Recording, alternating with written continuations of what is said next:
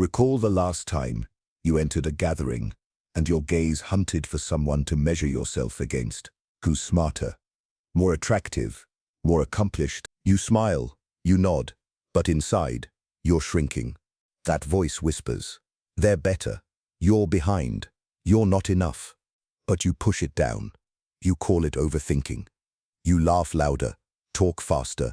Make sure no one notices the unease behind your eyes. Know this for certain. Insecurity isn't always loud or obvious. At times it parades as flawless execution, as relentless order, as ceaseless activity. Yet underneath every achievement lurks the silent fear of not measuring up. You peek at private messages, not from mistrust, but from the dread that you'll be abandoned.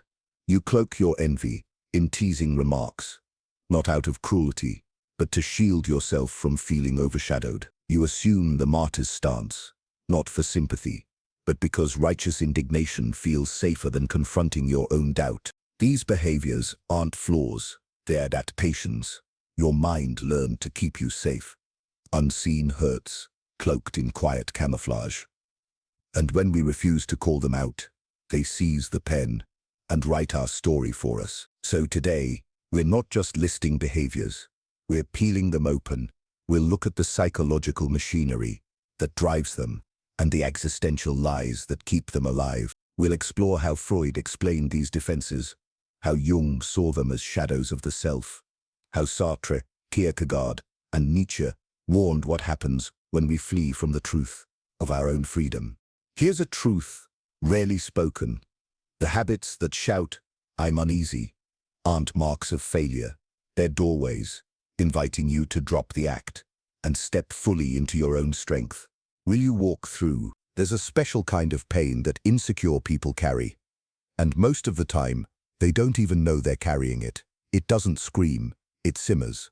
It shows up in the friend who downplays your success, the partner who needs to know where you are every hour, the colleague who jokes that you only got lucky. Or maybe it shows up in you. The insecurity isn't always loud.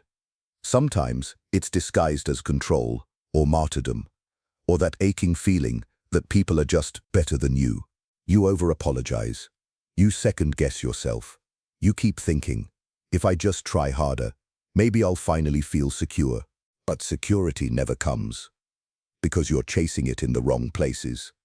You're chasing it in someone else's approval, in being the best, in not making mistakes, in being needed so you're never left.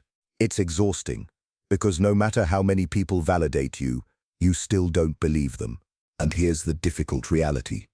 Until you uncover what fuels that unease, you'll keep reverting to old defenses. You'll replay those patterns, even when they erode your relationship's credibility. You're not flawed. You're not fragile. You're safeguarding a hidden part of yourself. Because once long ago, you discovered that revealing your whole self felt too dangerous. So you adapted. You controlled. You shrank. You performed. You survived. And now you're here, trying to understand the patterns that once protected you, but are now holding you hostage. Which quiet fear still whispers that you only matter if you're chosen. That's the place we're heading. Not to cast blame, but to grant it its long overdue freedom. Let's start with the first behavior that screams, "I'm insecure," but often hides behind the phrase, "I'm just protective." The controller, not because they're cruel, but because they're terrified. They check your location, ask where you've been, watch how long it takes you to reply. They don't say, "I'm scared you'll leave." They say, "I just like honesty." But this isn't love, it's surveillance. And here's what's terrifying. That need to control often comes from a place of abandonment. Psychologist John Bowlby, the father of attachment theory, showed that when our early caregivers were inconsistent, sometimes present, sometimes cold, we learn to fear unpredictability. We become hyper-attuned, scanning for danger, begging for connection, while bracing for rejection. This is called anxious attachment. And when it matures into adulthood without healing, it becomes a desperate attempt to keep love close at any cost. In one study, Individuals with high attachment anxiety were far more likely to monitor their partner's phone, social media, and even track locations, not because they enjoy it, but because the fear of losing love feels unbearable. And the brain backs this up. Neuroscience tells us that jealousy and insecurity activate the amygdala, the part of the brain wired for threat detection. You're not imagining danger, you're reliving it. Every unanswered text is a potential abandonment. Every delay, a betrayal. And over time, these patterns form neural loops, making possessive behaviors feel automatic, even necessary. But there's something deeper. Simone de Beauvoir once wrote, "She has received all from love. She can lose all in losing it." To the insecure mind, losing love isn't just painful, it's annihilation. Because your entire sense of worth is external. You don't just want to be loved, you need it to exist. That's the prison. And controlling others becomes the desperate escape route.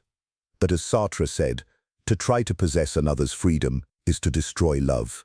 Because the moment love is controlled, it's no longer free. And if it's not free, it isn't love. So what looks like protection is actually self-sabotage, a fear turned into a trap. The more you grip, the more they pull away, and the cycle begins again. But here's the good news. Control isn't the only option. We'll explore how to release it, not by letting go of love, but by learning how to feel safe, even when you're not in control. That's real power. Picture this. A child stands at the window, watching their parent walk away again. No explanation, no comfort, just absence. And in that silence, they decide, next time, I'll hold on tighter. That child grows up. But the strategy doesn't. They become the controller, not out of malice, but out of memory. Control becomes their armor, their leash on love. Because somewhere deep down they believe, if I don't hold on, I'll be left behind. But here's the tragedy. You can't hold someone and breathe for them too. Love isn't a leash, it's a dance, and control is a dance with a ghost. Psychologist Bessel van der Kolk explains, the body keeps the score. That means the nervous system remembers what the conscious mind tries to forget. So when you feel a pang of jealousy, a need to check, to question, to grab, that's not you being irrational. That's your nervous system saying, this is the part where I get left. It's the echo of abandonment, playing on loop. And the problem with loops is, they blur reality. Your partner says, I'm just going out with friends. But what you hear is, I'm preparing to replace you. So you check, you pry, you accuse, not to hurt, but to preempt hurt.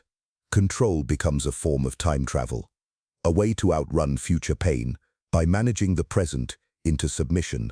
But here's the metaphor that changes everything. Imagine trying to hold water in your hands, tightly. The more you grip, the faster it slips through your fingers. That's what insecure love does. It tries to keep what can't be controlled, and in doing so, it loses the very thing it was desperate to keep. Trauma specialist Bessel van der Kolk teaches, emotions we never let ourselves fully feel.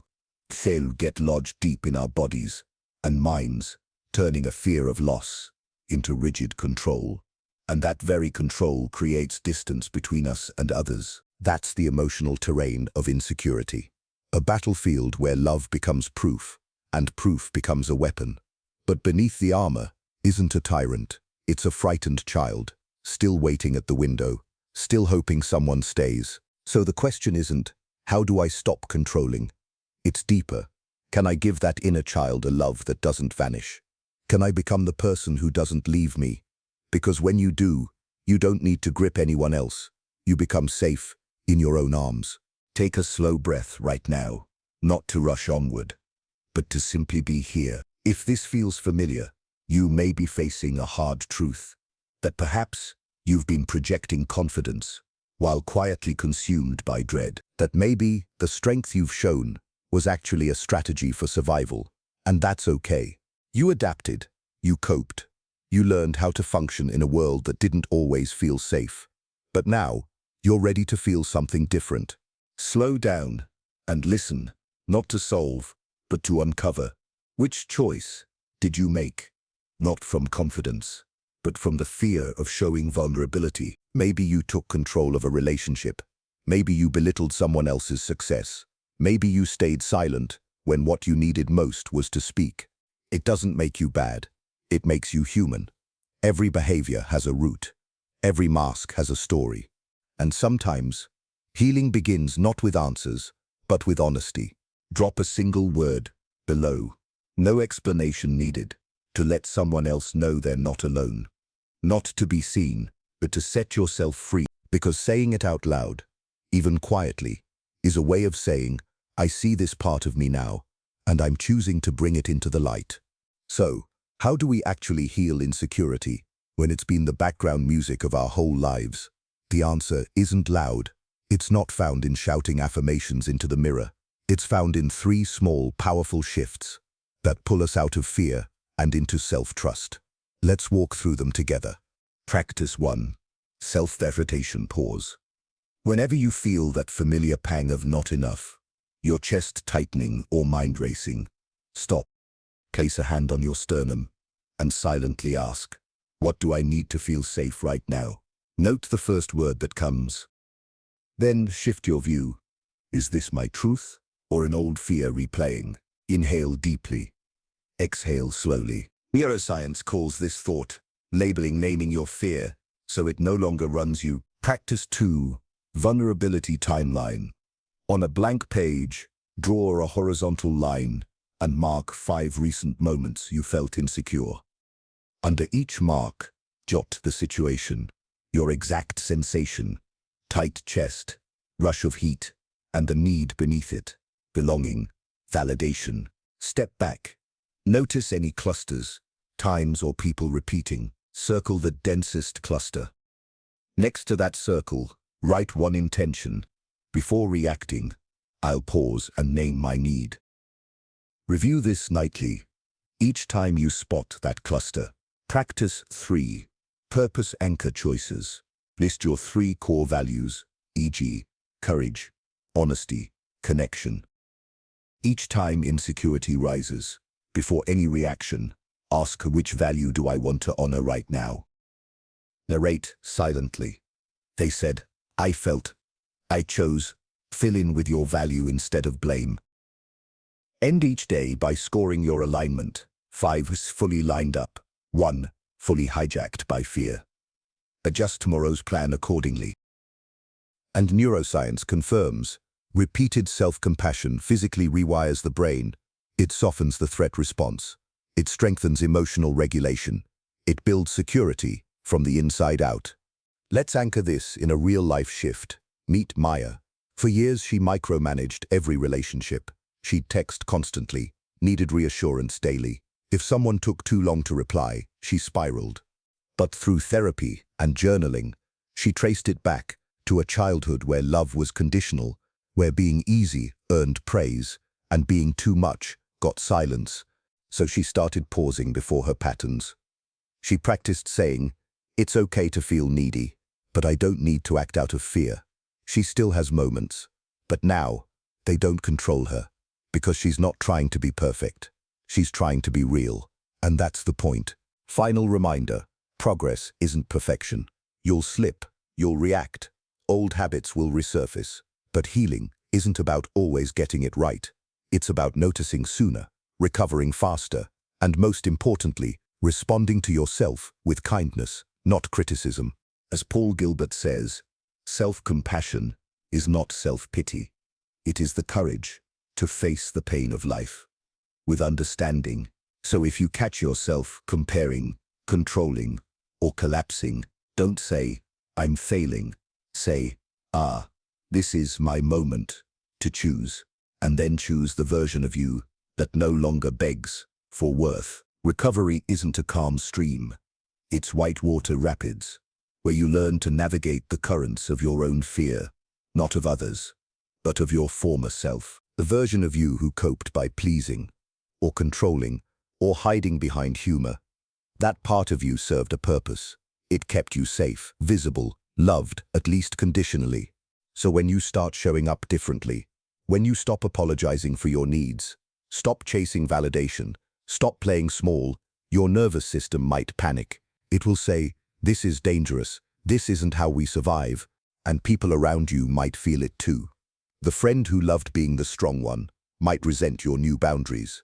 The partner who fed off your insecurity might get defensive when you stop explaining yourself. You're disrupting a pattern that always comes with pushback. Even Nietzsche warned, "The snake which cannot cast its skin must die, but the shedding hurts." You'll question yourself.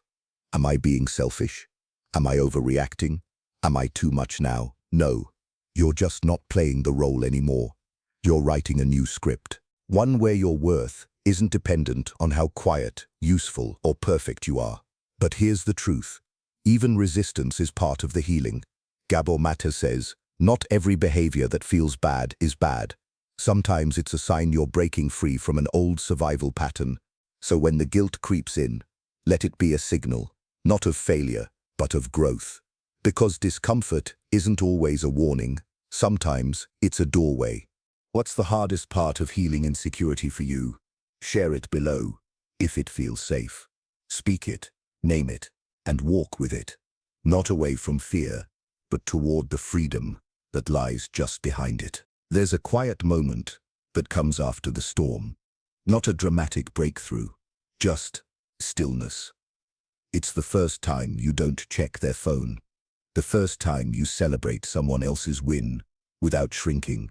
The first time you say, "It feels small, but it's everything." Because for once, you're not proving anything. You're just being. This is what it feels like when insecurity begins to melt. Not because you've become perfect, but because you've become real. Kierkegaard called it becoming a self, not a mask, not a role, but an integrated, honest human being. You no longer need to play the martyr, the judge, the controller, the performer. You become the one who can hold all of your contradictions, your fear and your courage, your envy and your tenderness, your need and your dignity. It's not linear. You'll still get triggered. You'll still compare. You'll still ache. But now, you respond with presence. You don't run. You sit with the feeling. And in that moment, you realize insecurity never made you unlovable. It made you human. Carl Jung said, "Wholeness is not achieved by cutting off a portion of one's being, but by integration." And that's what you're doing now. Not fixing, not erasing, integrating. The jealous part, the afraid part, the exhausted part. They're not your enemies. They're your signals, your teachers. And when you stop fighting them, you start listening. And when you listen, you come home. So let this be your quiet revolution. You don't have to perform with confidence. You can grow it. You don't have to crush the voice that says, "I'm not enough." You can hold it, look it in the eye, and say, "I hear you, but I get to choose who I become." If this strikes a chord, let me know by commenting. "I allow myself to feel," or "My truth matters." Because it does. You do. And now, you know that. If you made it this far, that alone means something. you didn't just watch a video. You met yourself. Not the polished version, not the confident one, but the tender, unseen self beneath the performance. That takes courage. That's growth. Reflect on this. What was I really defending when I felt compelled to control? Write it down. Journal it. Whisper it, if you have to. Because even your most self-sabotaging behaviors were rooted in a need to feel safe, to be wanted. And maybe you don't need to punish those parts anymore. You just need to understand them. In the next video, why you're sad, even when nothing is wrong, the invisible cause, we'll explore another silent epidemic, chronic emotional suppression, the kind that leaves you feeling empty, even when life looks fine. Because sadness isn't weakness, it's an unprocessed truth, and we're going to give it language. If this episode helped you name a truth you've hidden, hit subscribe, not just for content, but for the community. We're building something rare here, a space where psychology meets philosophy and honesty meets compassion. And if you're someone who usually keeps things inside, consider this your permission slip. You don't have to carry it alone. Drop a comment, even one word. Let us know you're walking this path too, because in this space, vulnerability is not a risk, it's a strength. Let's close with a line from Epictetus. No man is free who is not a master of himself. Freedom doesn't mean you feel secure every day. It means you choose integrity over image, awareness over avoidance, healing over hiding, and you're already doing that. So keep going. not toward perfection, but toward wholeness. Because your truth, it matters, always has.